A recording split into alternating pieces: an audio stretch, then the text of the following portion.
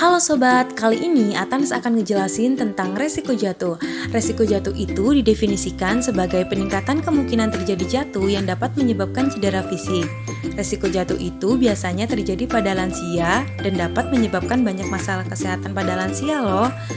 Seperti luka pada kulit, patah tulang, gangguan mobilitas fisik, hingga kematian. Untuk tanda dan gejalanya, yang pertama, kelemahan otot tubuh pada anggota gerak bawah, penurunan fungsional terapi, ketiga, ketidakseimbangan tubuh, keempat, keadaan sensorik, neurologi dan muskuloskeletal terganggu, yang kelima, mengalami gangguan buang air besar, buang air kecil, keterbatasan gerak, pusing, dan juga bingung.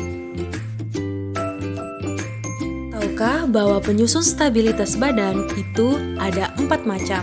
Yang pertama ada sistem sensorik, yang kedua ada sistem saraf pusat, yang ketiga ada kognitif, yang keempat ada muskuloskeletal.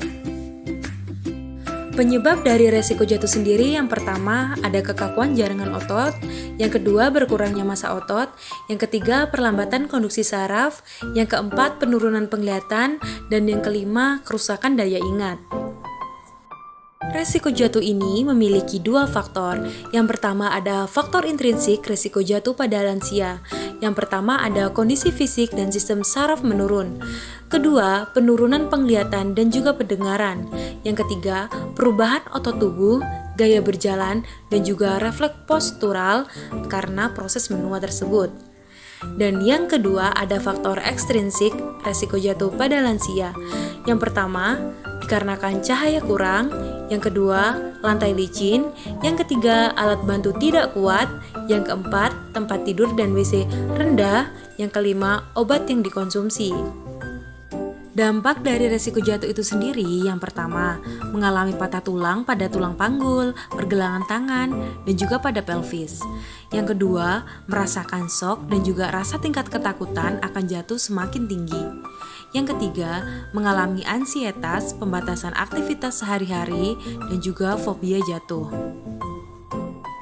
Selanjutnya, pencegahan resiko jatuh pada lansia dengan cara memodifikasi lingkungan rumah.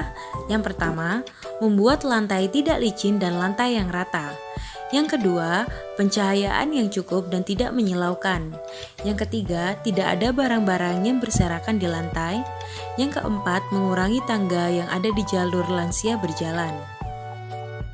Selanjutnya yakni membuat sistem pendukung yang siaga memberikan bantuan, seperti mampu memberikan informasi kesehatan, rasa peduli dan nyaman terhadap lansia, sehingga lansia merasakan bahwa ia mendapat perhatian.